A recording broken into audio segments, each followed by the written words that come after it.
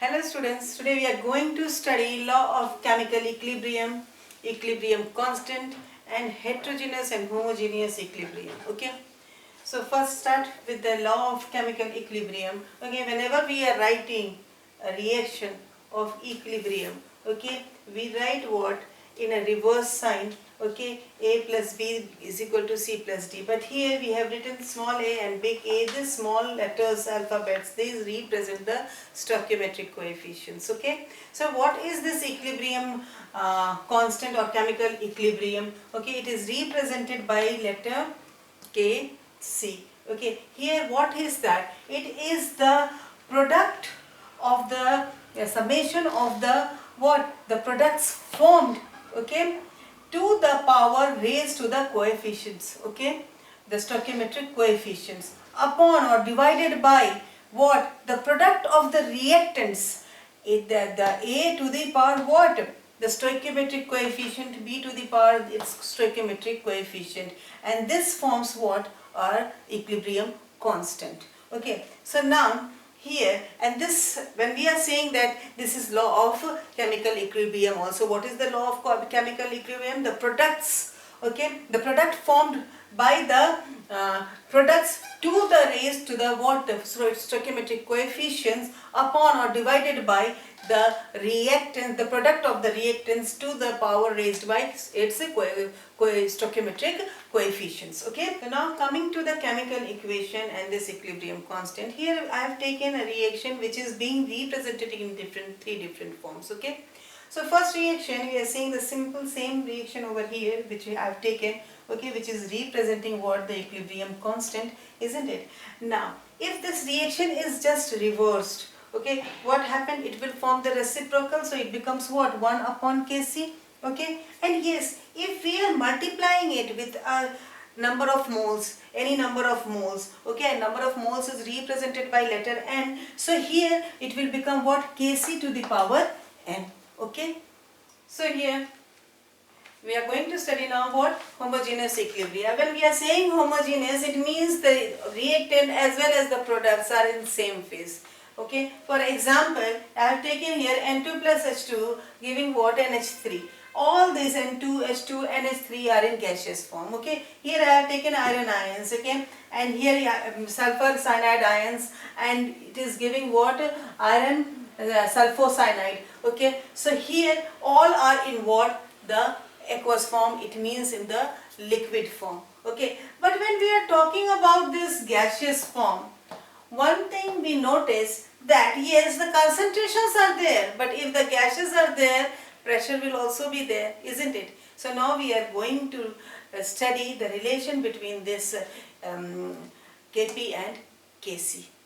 So let us study equilibrium constant in gaseous system. Okay, I said to you right now. Okay, so for that we will be taking what? The ideal gas equation, that is what? PV is equal to nRT. Okay, so when PV is equal to nRT, we can write P is equal to N upon VRT, and this N upon V represents what? The concentration. Okay, so here P is equal to what? CRT. What is the C? C is the concentration. Okay, now let us understand now the relation between Kp and Kc. We are taking an example. H2 plus I2 gives what? 2Hi. Okay, how we will be writing the equilibrium constant?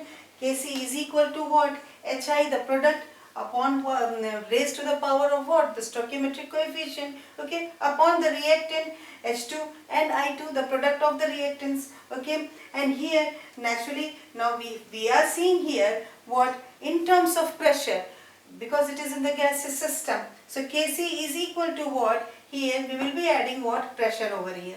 Okay, with all the products as well as the reactants. Okay, so what we will be getting at constant temperature, we see that the pressure is directly proportional to the concentration of the gas. Okay, so Kp is equal to, now what it becomes? Phi to the power 2 upon the reactants, that is the PH2 and Pi2. Okay, how we will be writing this actually?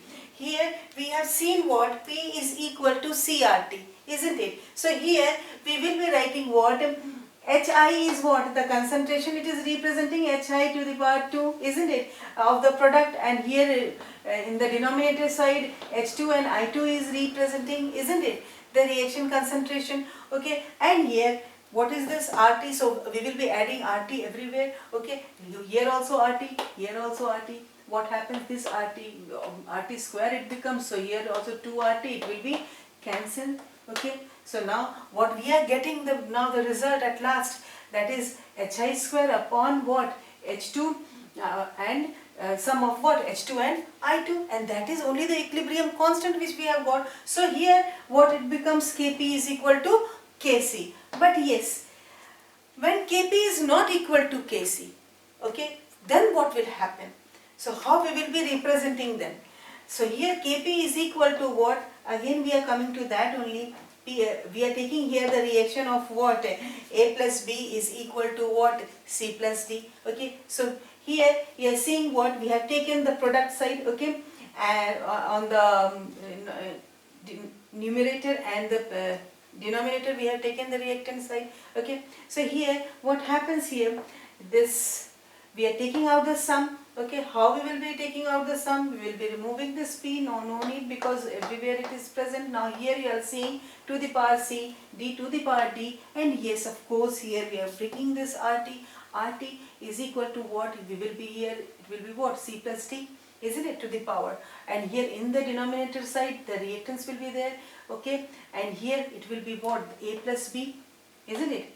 Its coefficients, the stoichiometric coefficients. And naturally, if it is then, if we are just simplifying it or we are solving it, what happens in this? This RT, here both are common, so here we can take it as common, and here C plus D, it is on where? The product side, minus the A plus B, because it is in the denominator. When it goes up, we will be putting what? The minus sign. And naturally, now what we will be getting, this is representing what? The concentration, isn't it? So Kc in the bracket RT common, isn't it? And what is this? C plus D minus A plus B. This is the change in the number of moles of the gas. So it becomes what? Delta Ng. So now how will be writing? Kp is equal to Kc RT to the power change in the number of moles of the gas when Kp is not equal to Kc.